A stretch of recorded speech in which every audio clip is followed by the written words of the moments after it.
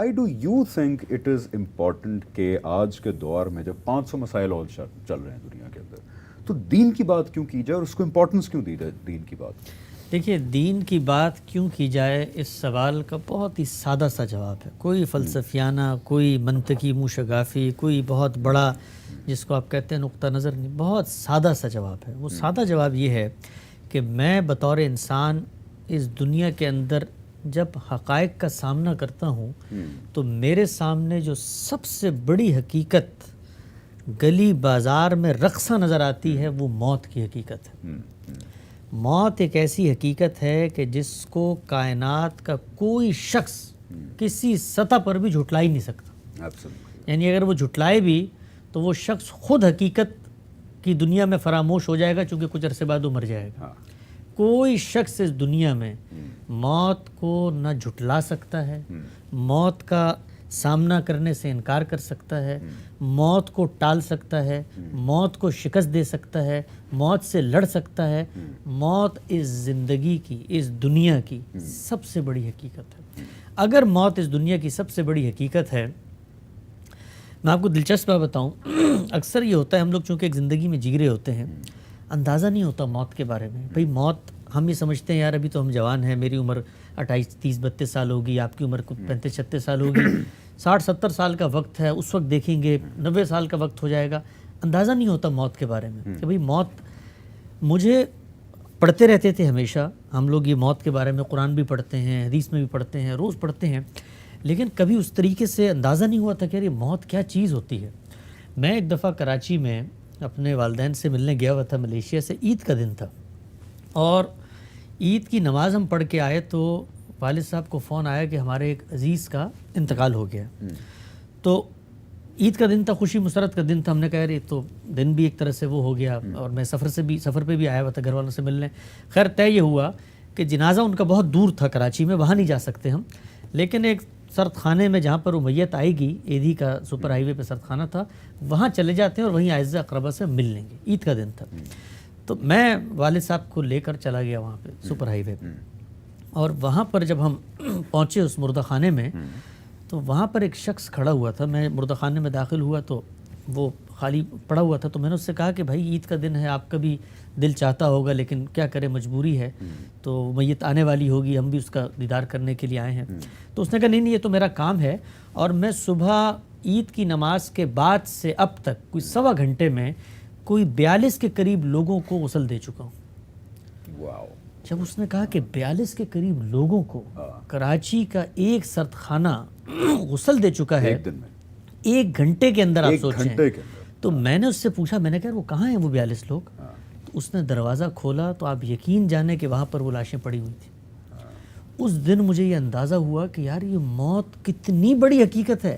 یہ سارے لوگ اپنی اپنے گھروں میں، اپنے اپنے محلوں میں، اپنی اپنی فیکٹریوں میں، اپنے اپنے کارخانوں میں، اپنے اپنے اداروں میں یہ کہہ رہے ہوں گے کہ یار میرے بغیر یہ دنیا کیسے چلے گی، ایک زندگی جی ہوگی، میرے بغیر یہ کائنات کیسے چلے گی، میرے بغیر یہ کارخانہ کیسے چلے گا. میں ہی تو ہوں یہ چیزیں لے کر چل رہا ہوں، میرا علم، میرا فلسفہ، میری مشقت، میرا مال و دولت، میری گاڑیاں، یہ سب کچھ.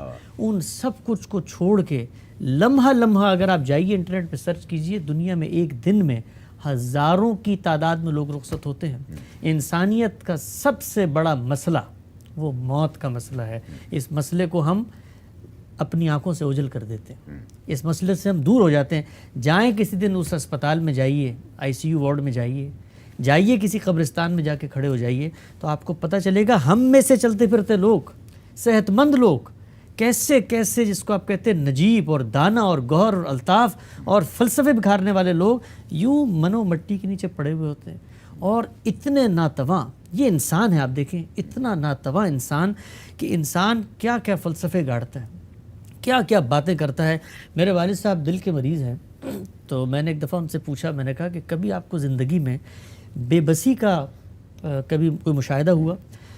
تو وہ کہتے ہیں کہ میرا جب دوسرا بائی پاس ہوا نا تو میں بستر پہ لیٹا ہوا تھا اور مجھے خارش ہو رہی تھی جسم کے کسی حصے پہ. میں اتنا بے بس تھا کہ میں اپنا ہاتھ وہاں تک نہیں لیا سکتا تھا. تو انسان کو زندگی میں جو بے بسی کے لمحات آتے ہیں, آپ دیکھیے کبھی ناخن کاٹتے کاٹتے یہاں سے تھوڑا سا ناخن زیادہ کٹ جائے, پورا دن سی کرتے ہوئے انسان گزارتا ہے. تو ہم اتنے کمزور, اتنے ناقص, اتنے ناتواں ہیں کہ موت ہمارے دہانے پر روز آوازیں دے رہے. ابھی کرونا وائرس آیا, آپ نے دیکھا, یعنی وہ وائرس, وہ دنیا کا علم, اومیکرون آ گیا, وہ دنیا کا جس کو آپ کہتے ہیں تکبر, وہ تباہر, وہ پرائیڈ, ہم انسان, یہ سائنس, یہ کائنات, یہ زندگی, موت کو قابو کر لیا فلاں, ایک بے جان سا جرثومہ ہے. اور انسانیت جو ہے وہ اس کے سامنے مطلب سجدہ ریز ہوئی ہے کہ خدا را جاؤ یہاں سے, گھروں میں بند ہو گئے, جیل بنا لی ہم نے. تو زندگی کا سب سے بڑا سبق حقیقت وہ موت ہے. موت کے بعد کیا ہوگا, ہوگا بھی کہ نہیں ہوگا؟ نہیں ہوگا, ہوگا. مجھے جہاں سے اس کا جواب ملے, کنووں میں اس کا جواب ہو, میں غوطہ زنی کروں گا اور وہاں سے اس کا جواب لوں گا. آسمانوں میں ہو, میں سیڑھیاں بنا کے چڑھوں گا, میں اس کا جواب لوں گا. مجھے کوئی بتا دے کہ میرے مرنے کے بعد کیا ہوگا, کیا ہوگا میرے ساتھ, میں کہاں جاؤں گا, میں کہاں سے آیا ہوں, میں کیا کروں اس زندگی میں کہ آگے اگر کوئی ایسی صورت ہو امتحان کی تو میں ناکام نہ ہوں. تو مذہب کیا کرتا ہے؟ مذہب کچھ نہیں کرتا مگر آپ کو آپ کی موت کے بعد کامیاب زندگی گزارنے کا نسخہ کیمیا دیتا ہے. وہ نسخہ کیا ہے 2 منٹ میں بتاتا ہوں. وہ نسخہ یہ ہے کہ اس زندگی میں تم امتحان کے لیے بھیجے گئے ہو. تمہارا یہاں پر جو دین تمہیں دیا گیا ہے اس کی حقیقت کیا ہے؟ اس کی حقیقت ہے عبادت. وما خلقت الجن والانس الا لیعبدون. پیدا ہی اس لیے کیا عبادت. عبادت کسے کہتے ہیں؟ خشوع, تذلل, انابت, جھکنا. یہی وہ جذبہ ہے جس سے شکر, ذکر, تفویض اور خشیت اور تقوی اور للہیت, اس کے جذبات پیدا ہوتے ہیں. ہم خدا کے غلام ہیں اس دنیا میں. غلامی تو دنیا سے خاتمہ ہو چکی ہے, لیکن غلام ہوتا کیا تھا؟ غلام وہ ہوتا تھا کہ جس کے ہاتھ میں کچھ نہیں ہوتا تھا. ہمارے استاد سے پچھلے دنوں کسی نے پوچھا کہ جی کہا جاتا ہے میرا جسم میری مرضی, تو بھائی انہوں نے کہا کہ جب آپ نے اللہ کو مان لیا تو پھر مرضی ورزی میری کوئی نہیں ہے, اللہ کی مرضی ہے.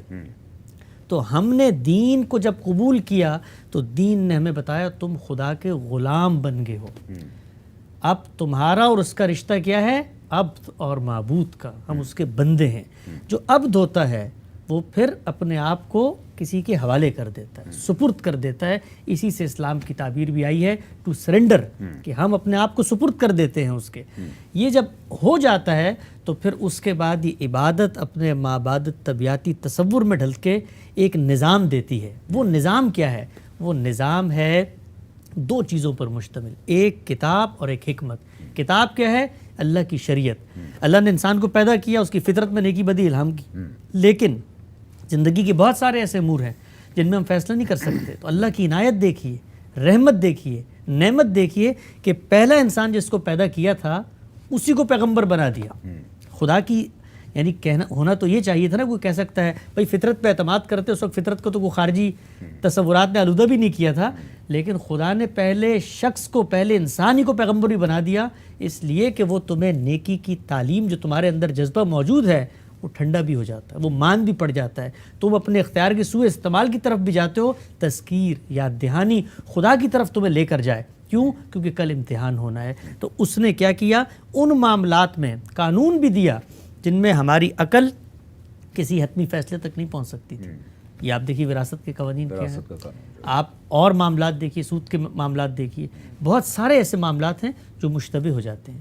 ان کے سزائیں ہیں کہ سرٹن اگر سزا جرم کا ارتکاب ہو جائے اللہ کو مانتے کیا دیں گے, کتنی دیں گے, کیسے دیں گے, انسانی عقل وہاں تک نہیں پہنچتی. تو اللہ نے شریعت دی اور پھر ان پیغمبروں نے کیا کیا؟ ایمان اور اخلاق کی باتیں سکھائیں ہمیں. تو کتاب اور حکمت یہ دینے کے بعد جو پورا دین کا کانٹینٹ ہے, خدا نے خود بتایا کہ اس کا مقصد کیا ہے. عبادت کیا تھی؟ حقیقت. عبادت جب ڈھلی ایک مابعدت طبیعتی نظام فکر میں تو اس سے کتاب اور شریعت وجود میں آئی اور ایمان اور حکمت وجود میں آئی. لیکن اس سب کا مقصد کیا ہے؟ اس کا مقصد ہے تزکیہ, پیوریفیکیشن, اپنے آپ کو پاکیزہ نفس بنانا. اپنے آپ کو جتنا پاک کر لیا وہ قد افلح من تزکا. یہ پاکیزگی کیوں ہے؟